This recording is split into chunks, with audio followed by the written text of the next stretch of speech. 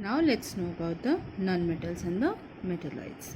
So nonmetals may be solid or gases like sulfur, silicon, phosphorus, boron, which are neither malleable nor ductile, and they are not shiny also.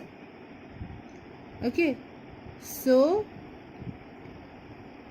these metals and non-metals both are very useful for us. We use various metals and nonmetals to synthesize a large amount of compound and alloys which are useful in our day-to-day life.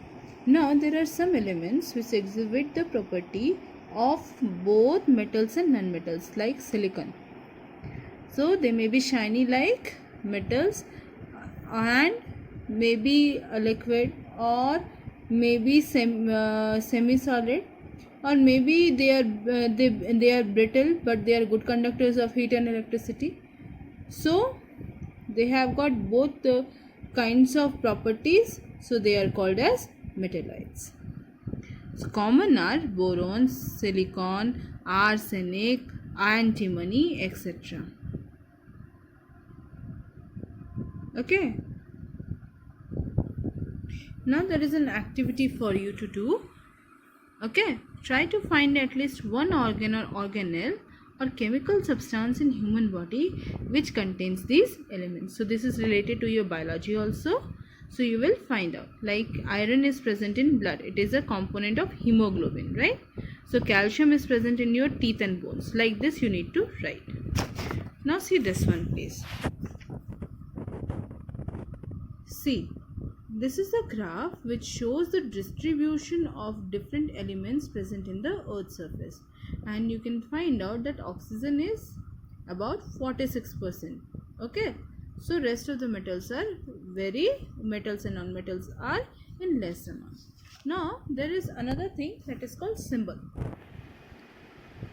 So as I was telling you that so many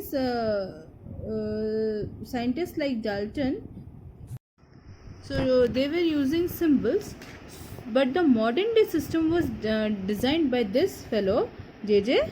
Berzelius.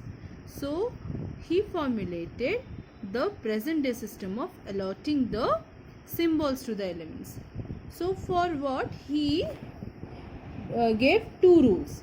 The first rule stated that for most of the elements it is the first letter of the English or Latin names. Like carbon, it starts from C, so this will be C written in capital letter. So if the carbon is also there with C and calcium is also with C, you can see calcium also starts with C. So in this case he gave the second rule, then whose name starts with the same first letters, the first and second letter should be included. So there will be carbon for C, and for calcium it will be Ca. Understood? So like this, different elements were given different names. So there is one more table you can see.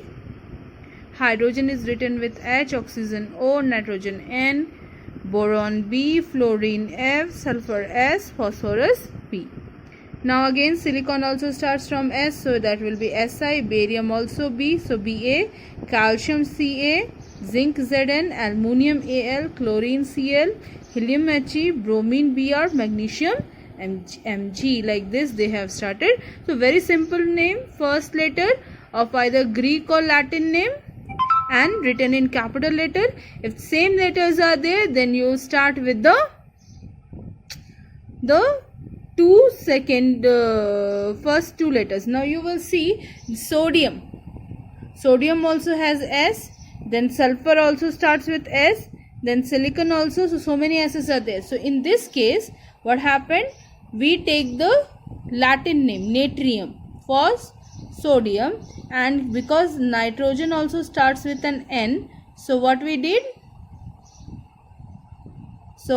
here, we took Na as the symbol, natrium. Okay, so like this the symbols are written. Then the question comes, See, here is the some elements whose name is derived from the Latin name. So here are the Latin names of sodium is natrium, so Na will be there. Potassium, kalium, so only K is used. Okay, gold, aurum, sorry, not aurum, so this will be Au. Okay, like this it is written, you can see here. Okay, so these also you need to write. Now let's see the elements who make up the stars like sun. Can you guess? Yeah, sun is a big ball of fire and two elements, hydrogen and helium, are the main elements there. So they are the elements which make up the stars. Now you see, what does the symbol represent? It represents the name of the element and one atom of the element. Now you see here, this one picture represents one hydrogen, or in symbol it is written as H. This purple colored one represents one atom of chlorine. So when these two will combine, then what will happen? It will give rise to HCl. So these kind of multi-element molecules are formed when the chemical reaction takes place. So there what happens? The compounds are formed. Now compounds are formed when two or more atoms of different elements combine in a fixed ratio.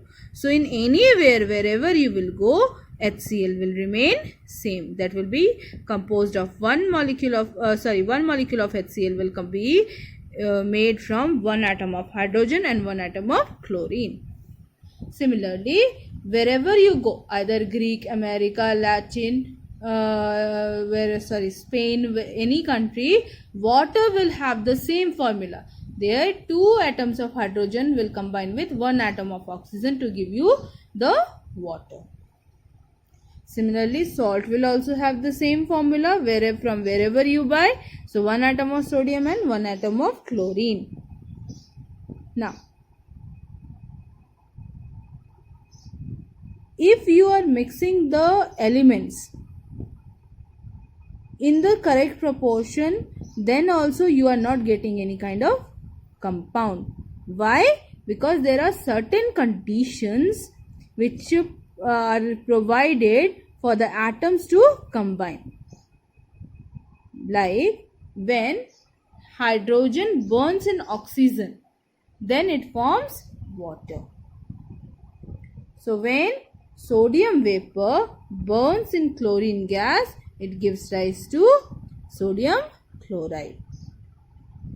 The properties of sodium and chlorine will be different from the properties of sodium chloride. Okay, so this is one of the characters of compounds. Understood?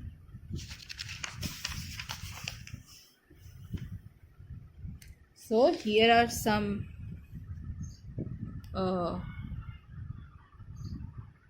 compounds and constituent elements from where you can see and compare.